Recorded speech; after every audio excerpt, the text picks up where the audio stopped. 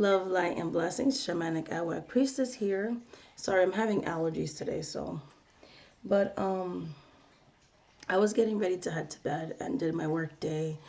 I was sitting in my altar, praying, meditating, and things like that. And I realized that when I did my favorites video, I forgot to include my favorite scents and things. So I've been working with this Bath and Body Works Earth Element candle. Oh my goodness, so much glare.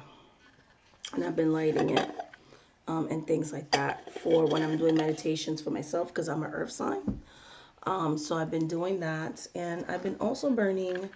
I got this from Walmart actually for like 94 cents. It's pretty good too. I've been burning a lot of the cones, dragon's blood. Been loving that scent in the month of March. I also finished off my jasmine.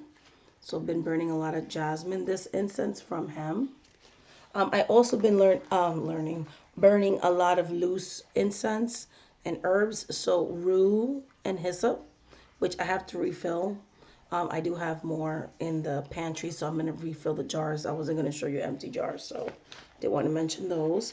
I've also been burning resins, so frankincense and resins, and also burning frankincense incense sticks, and started using the spiritual incense. All these incense I bought at Walmart with the exception of him, which I ordered by the bulk from Amazon, the jasmine.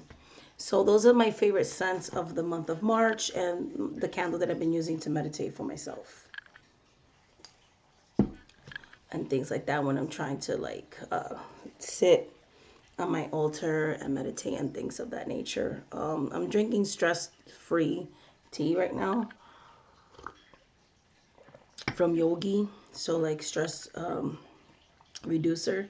I usually don't drink teas, pre-made teas from tea bags. I usually make my own.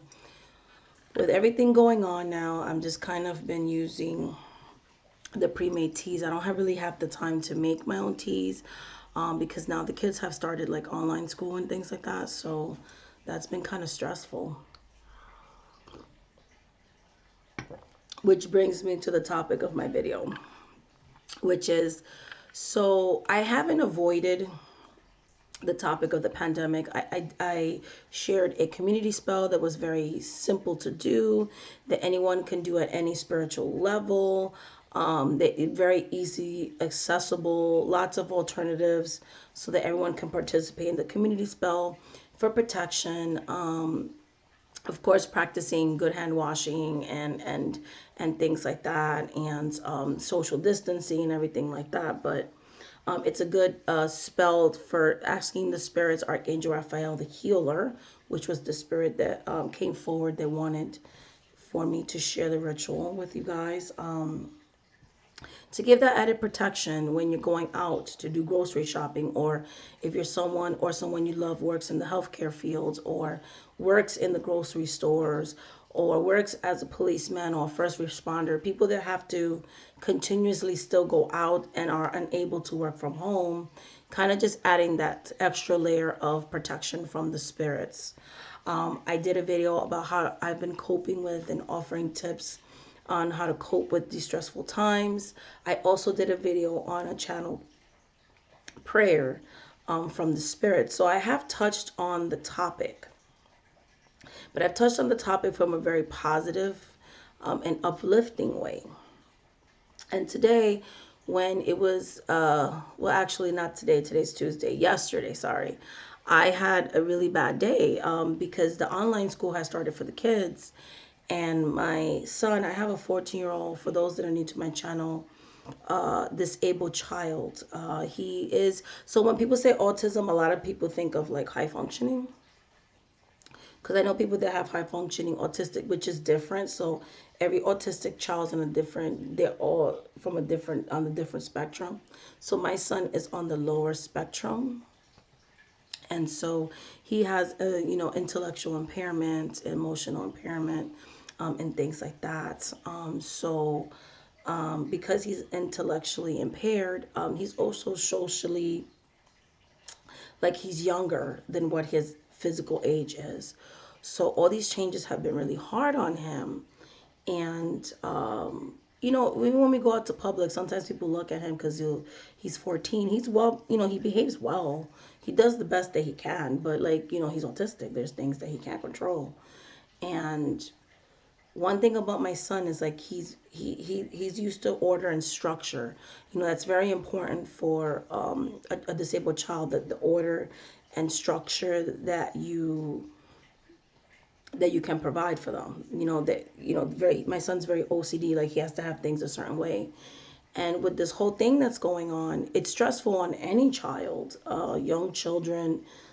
So on top of that, he's also disabled. So like, he doesn't understand what's going on, and he was getting frustrated, and he thought that he was going to get in trouble because he didn't get to log in and sign in. And I'm working, and even though the schedule is flexible, so I'm able to do the online school with them and still, do my client readings, and it doesn't disrupt the other, which is good. I have like a nice rhythm going. However, like just seeing him so frustrated like that, and trying to help him, and he's like yelling, but he doesn't mean to yell, and he just had like two big like nervous breakdowns on yesterday, like Monday. Like he just lost it on Monday. Like he just lost it. And it wasn't like, I don't know how to explain, like you could tell he was suffering. Like it was hurting him. Like it was something he couldn't control and things like that. And so I remember just holding him and him crying and just like, what's going on? I'm scared, and just having all these emotions and things like that, and just being so upset how everything for him has changed. And even though I've seen my other kids struggle, I can at least explain to them what's going on. It's just really hard sometimes for me to explain things to him where he understands. Yes, his body's 14, but mentally he's not 14. And so I explained to him, and he calmed down. But it was a lot. It was a lot. It was very emotionally draining on me. And I remember on Monday when his occupational therapist had, did the session, and she asked me if I had any questions, because I let him do the session with her. And then she asked him to, pass the iPad to me. And I couldn't help it. Like, I just started to cry. And I kept apologizing for crying. I felt like so bad, like, oh my goodness, look at me, I'm crying. What's wrong with you? Like, I'm supposed to be the strong mama bear. And, my son wasn't there when I was crying, but I felt guilty that I kind of like cried, and I kept apologizing. And she's like, why are you apologizing? Like, you're a human. And as simple as that statement may sound, like, I thought about it, and I'm like, I am a human. And yes, I'm his mother, but I'm also a human being. And at that moment, I was hurting for him. And the only thing I could think of doing was just like crying and, letting it out. So, it's just like, I just really felt like I needed to apologize because I was crying. She's like, you're a human being. And that made me think. And I was thinking about that tonight too. And I'm like, I've kind of been avoiding talking about the fact that I'm a human being. As weird as that sounds, like, yes, I'm a mother, and I try to be a good mom, and I try to be supportive for the kids, and I try to be like positive. Everything's gonna be okay, guys. We just have to pray to the spirits. The spirits are gonna help us. We're gonna see a better day. And there's nothing wrong with being positive. But I think that just as you shouldn't, like, just as it isn't good to be morbid and negative and like, well, we might as well not do anything because everything's destroyed. And that's not a good attitude to have. I think being overly positive can also stream on the line of not only imbalances, but can tend to be a little dangerous too, because you don't ever want to be overconfident. Well, the spirits are going to protect me, so I don't really need to take all these precautions. Or so it's not good to be like that either, because that can bring carelessness. Being overly positive can also bring pressure. And I think that's why I just started crying. It wasn't just that my son was upset and the technology wasn't working, which the school ended up fixing, and it was something that was fixable. I think it was the pressure that I had of being this strong mom and not showing my kids that deep down inside, even though I know everything's going to be okay and I'm a genuinely positive person, there is a part of me that questions, why is this happening? You know, there's a part of me that questions, that says, like, I'm a little bit scared. Saying that out loud, like, what is so wrong about saying, hey, I'm a shaman, I'm a healer, I'm a witch, I'm a spiritualist, I'm a powerful spiritual being, you know what I'm saying? I'm a root worker. I'm this badass, just powerful spiritual being that has a really good connection with the spirits. But at the same time, I'm also a human being with flaws like everybody else. And yes, I live in balance, and I try to live a good life and all those kind of things.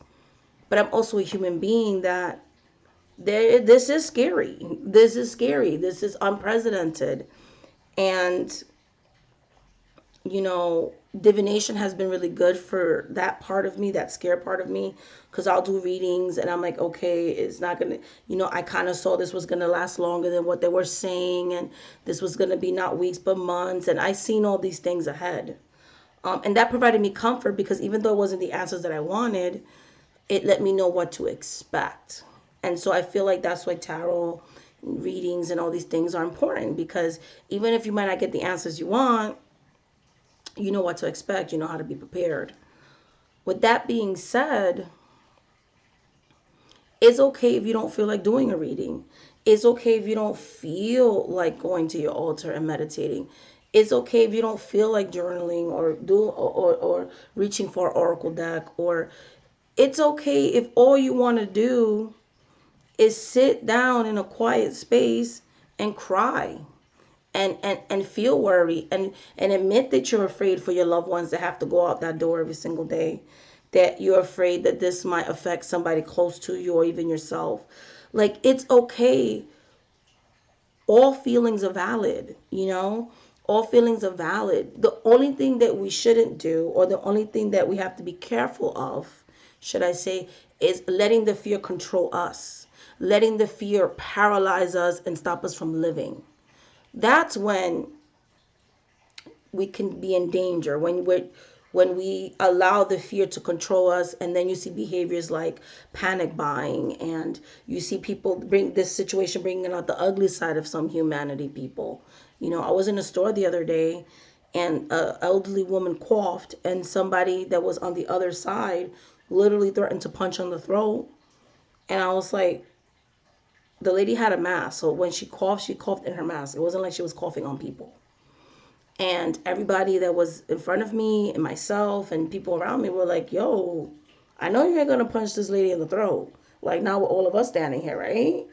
And the manager came out and kind of, diffused the situation. But this is what I'm saying. Like, we can choose to let the fear completely destroy us, bring out a side to us, you know, like that's just like willing to hurt somebody because they did something that's normal, cough, mind you, with a mask on. Or we can allow this to accept the fact that we're afraid, accept the fact that this is scary, accept the fact that, you know, we're human beings and we're imperfect, and that it's okay to be afraid as long as you don't let it paralyze you. But at the same time, being overly positive and not being honest about your feelings and burying your feelings deep down inside can cause you to, all of a sudden, you're breaking down for no reason, or you're angry, or, bottling up your feelings is not healthy either. Yes, you should try to have positive thoughts. You should never give up hope. You should always have faith. You should always try to feel empowered. You shouldn't allow yourself to become a victim, but instead a survivor and a warrior, and willing to, fight this pandemic. It's a war. We're gonna win. Humanity's gonna win. That's it. Of course. But at the same time, it's okay to allow you some time to just sit with your feelings and be honest and journal them and do whatever it takes for you to express those feelings and to let go of those feelings. So I don't know if this video made any sense to anybody, but I just basically, from the whole thing with my son, and it just been thinking about it a lot lately, like, there's a lot of pressure when you're spiritual to always be love, light, and positivity and all this.